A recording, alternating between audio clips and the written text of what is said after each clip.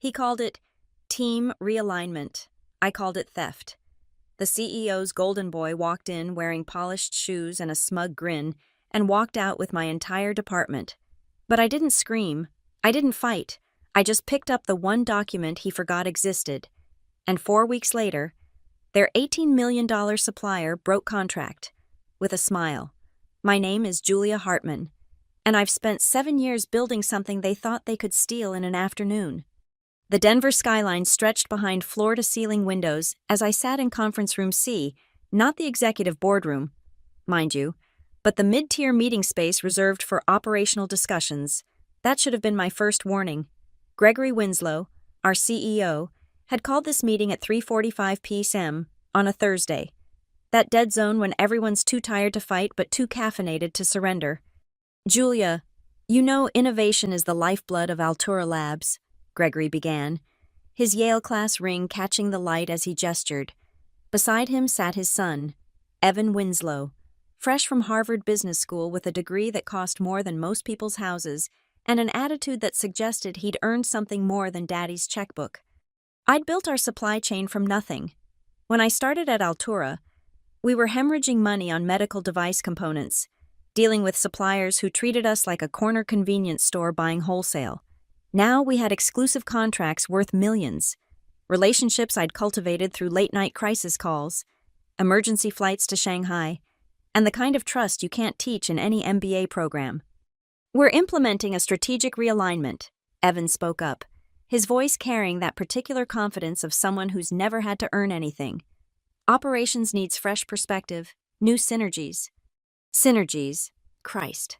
The word tasted like spoiled milk in the corporate lexicon, but Evan wielded it like he'd discovered fire. I'll be assuming leadership of the operations team, he continued, sliding a folder across the table. Effective Monday, we'll need you to transition all vendor relationships, system passwords, and ongoing negotiations. The folder contained my new assignment, Special Projects Advisor, no direct reports, no budget, no actual projects listed. It was a glass coffin transparent enough to see through, tight enough to suffocate. The Volnatech contract, I started. Will be in capable hands, Gregory interrupted, his smile as practiced as a politician's.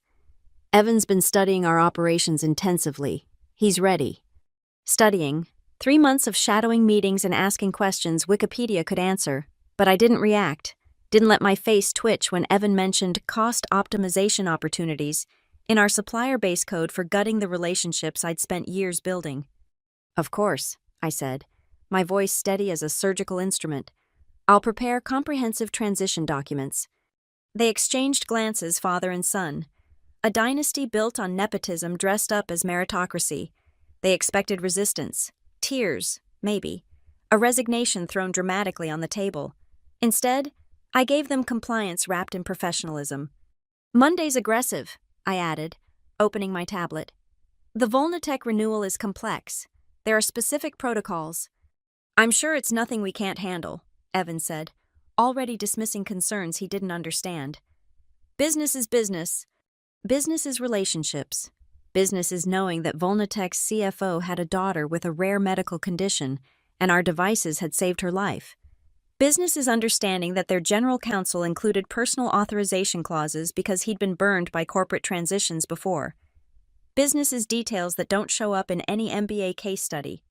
But I just nodded, making notes with the same precision I'd used to build an empire they were about to plunder. I'll need the weekend to prepare proper documentation, I said. The Volnatech contract alone has 17 amendments and 4 side agreements. Whatever you need, Gregory said, already mentally moving past this meeting. He'd gotten what he wanted, compliance without confrontation. We appreciate your professionalism, Julia. Professionalism, another corporate euphemism, this time for thanks for not making this awkward while we steal your life's work. As they stood to leave, Evan paused at the door. I'm looking forward to building on your foundation, he said, like he was doing me a favor.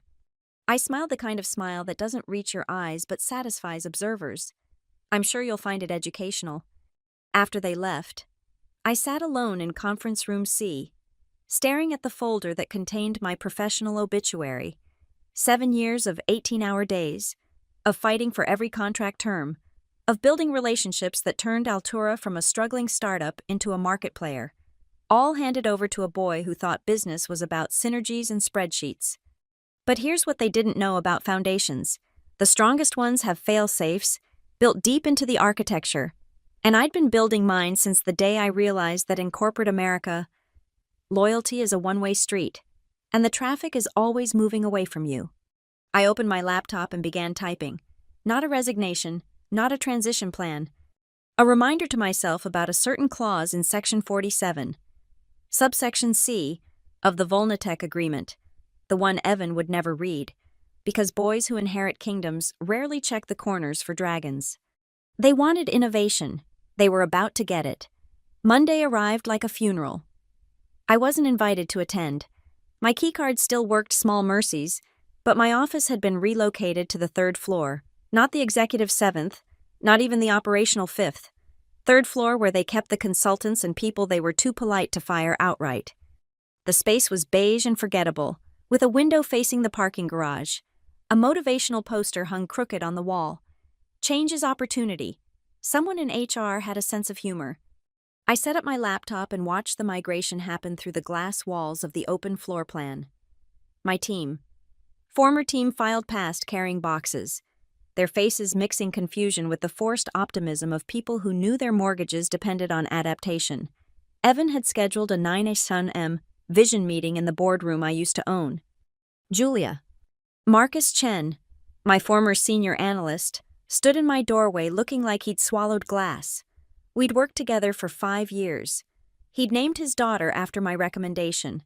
Special projects, I said, gesturing at my empty desk. Very special. So special they haven't told me what they are yet.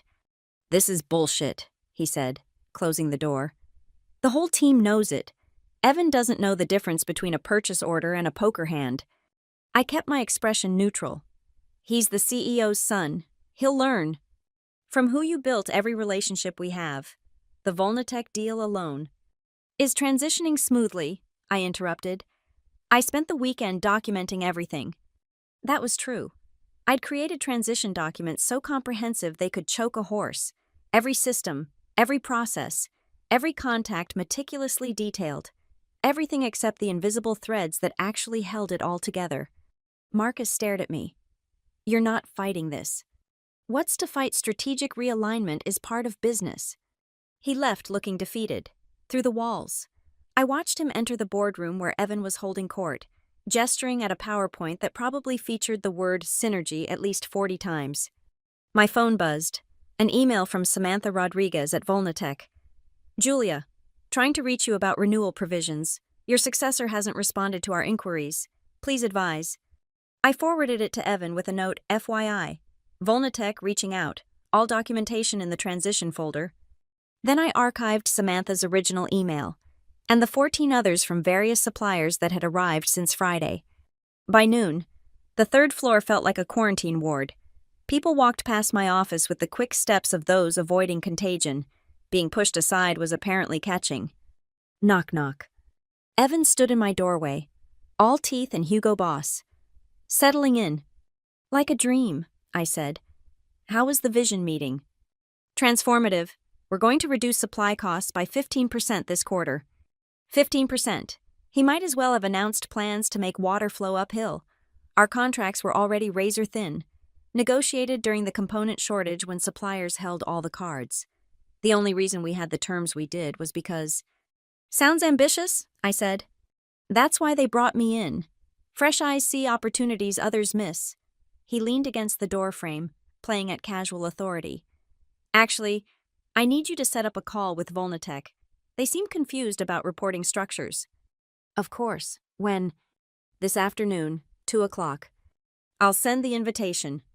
He flashed another smile and left. I sent the meeting invitation, then opened my personal laptop, the one not connected to Altura's network, the one where I'd been backing up 7 years of memories disguised as data. At 1:55 p.m., I sat in the 3rd floor conference room, a cramped space that smelled like old coffee and broken dreams, and dialed into the Volnitech call. Evan arrived at 2:10, trailing apologies about executive delays. Samantha, Thanks for your patience, he began. I'm excited to build on the foundation Julia created. Yes, about that. Samantha's voice carried the careful tone of someone holding a live grenade. We need to discuss the renewal terms, specifically, the authorized representative clause.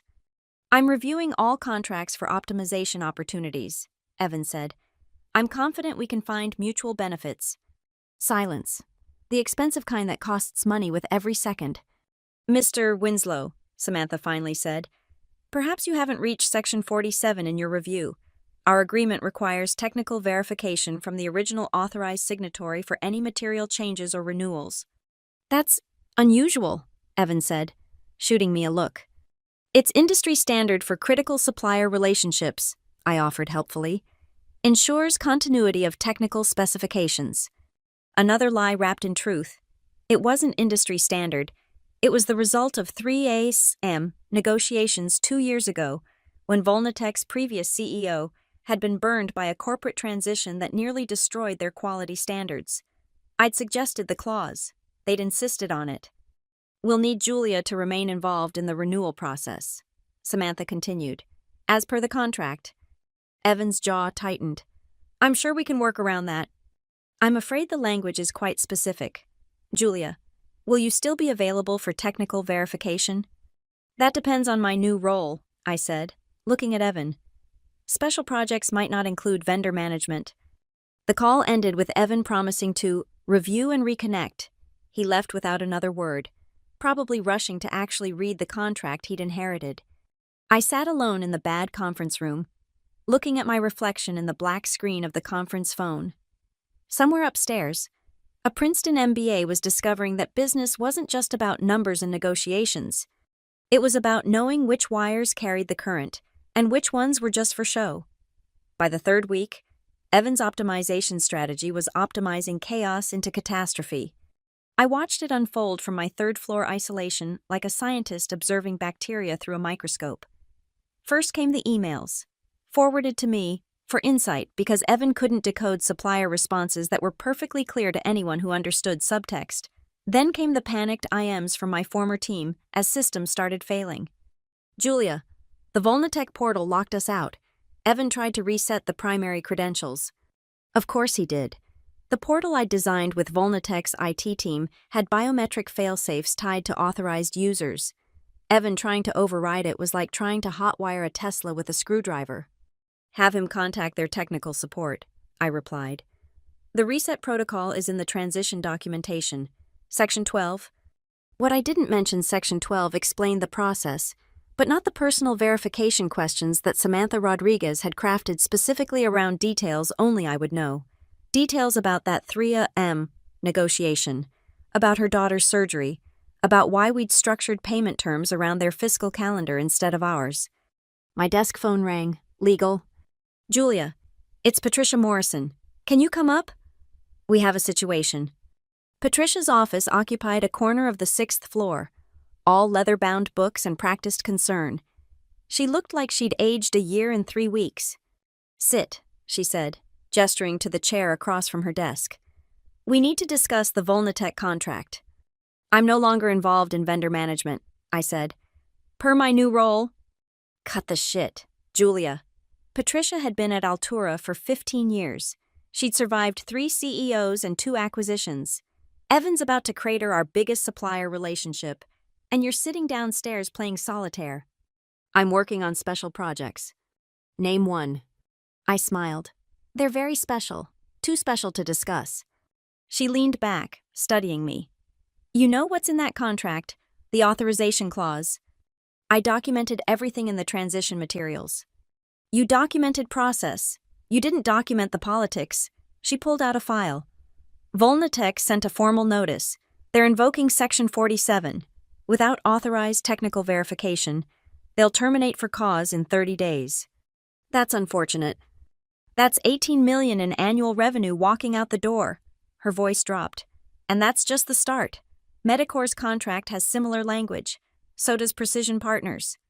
I kept my expression neutral, but inside, satisfaction bloomed like a dark flower. I'd spent 2 years threading those clauses through our major contracts, positioning them as supplier protections. Really. They were insurance policies. My insurance. What do you want me to do? I asked. Evan has full authority over operations. I want you to fix this. I can't fix what I'm not authorized to touch. Evan made that clear. Patricia's phone buzzed. She glanced at it and her face went pale. Shit. Volnatech just posted an RFP. They're soliciting new partnerships. The door burst open.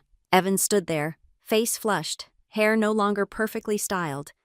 We need her on the Volnatech call, now. I'm in a meeting, I said calmly.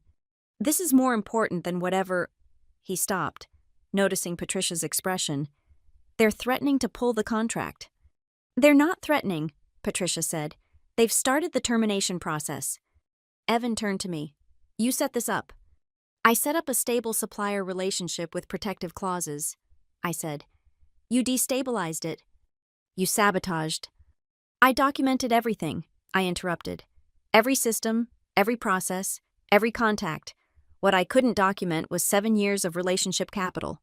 But I'm sure your MBA covered that. His face cycled through emotions like a broken traffic light. Get on the call. Fix this.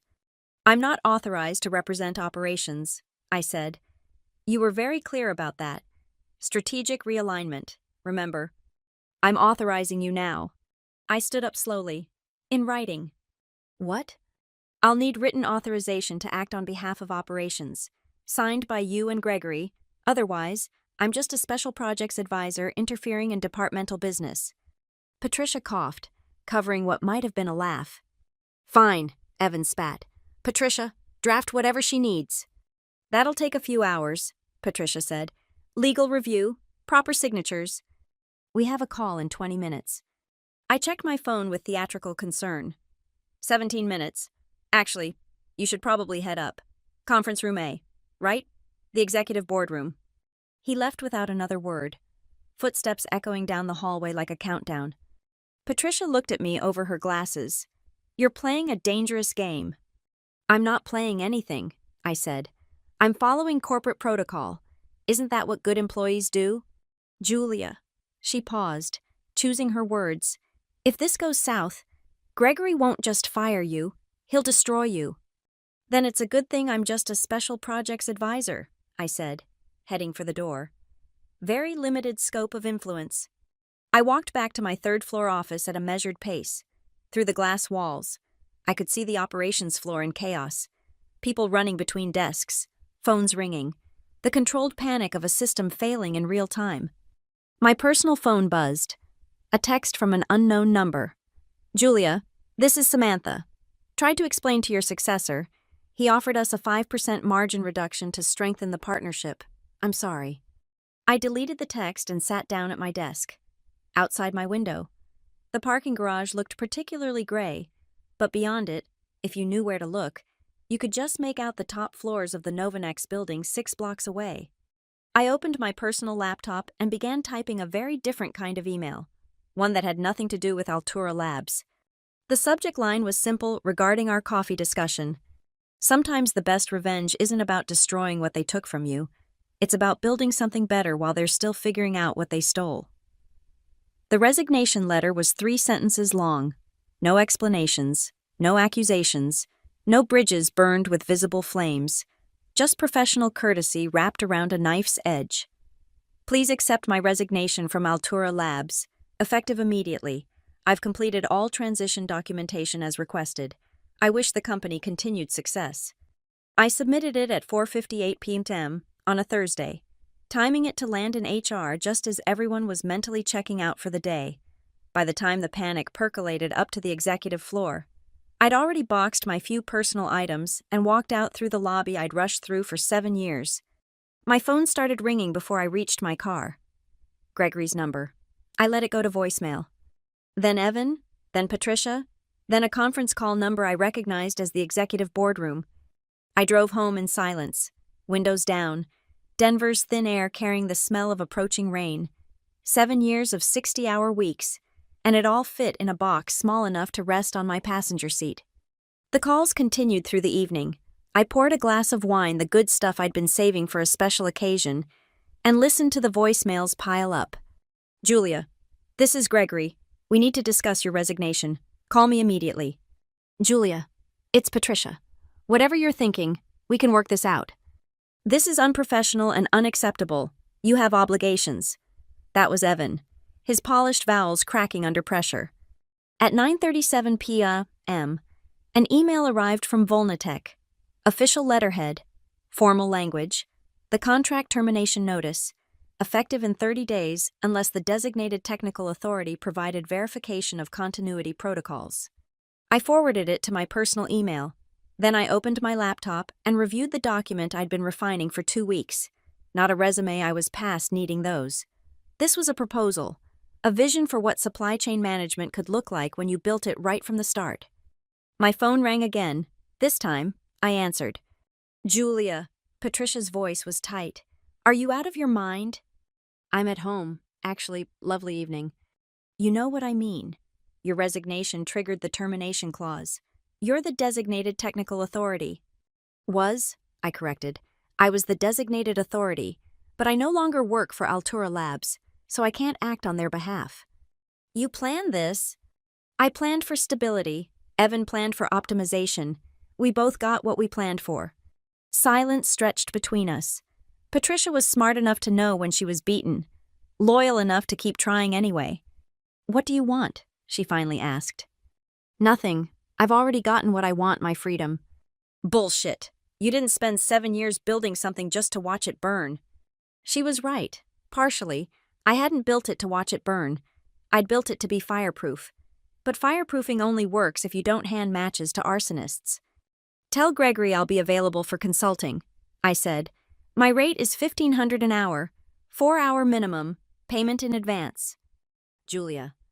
Good night, Patricia. I hung up and turned off my phone.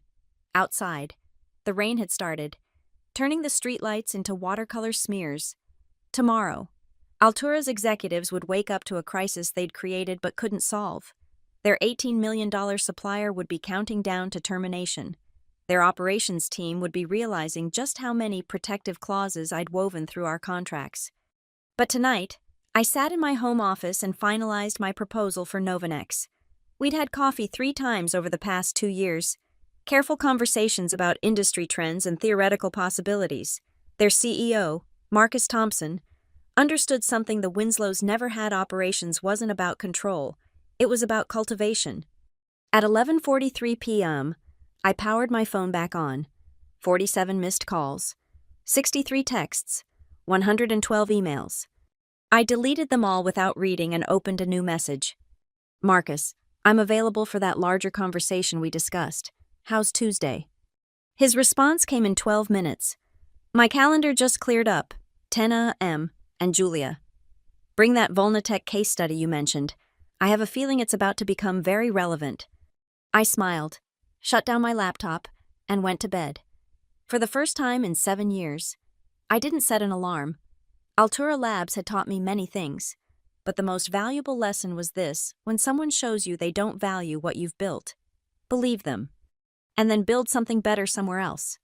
The rain continued through the night, washing the city clean. Tomorrow, Evan would discover that you can't optimize relationships, you can't synergize trust, and you can't inherit expertise. But I wouldn't be there to see it. I'd be building something new, with people who understood that the best supply chains aren't held together by contracts and clauses. They're held together by people who know which details matter and who's willing to fight for them. Monday morning at Altura Labs arrived like a heart attack in slow motion. I know because Patricia called me at 7:22 a.m., her voice carrying the particular strain of someone watching a catastrophe unfold in real time. I was sitting in my kitchen, enjoying coffee that didn't taste like corporate compromise, when her name appeared on my screen. I'm not supposed to be calling you, she began without preamble. But Jesus Christ, Julia, the whole system's imploding. I'm no longer an Altura employee, I reminded her. This seems like an internal matter. Don't play coy. You know exactly what's happening. Papers rustled in the background. Volnatech formally terminated. 18 million. Gone. Medicor's threatening to follow. Precision Partners wants an emergency meeting. The board's in full panic mode. I took another sip of coffee. That's unfortunate. Gregory's been here since 5 a.m. He's aged 10 years overnight. And Evan, she paused. Evan tried to override the Volnatech decision by offering them a 20% margin reduction. Coffee nearly went up my nose. 20%. He panicked, thought he could buy their loyalty back. A bitter laugh. Samantha Rodriguez told him loyalty isn't a line item on a spreadsheet.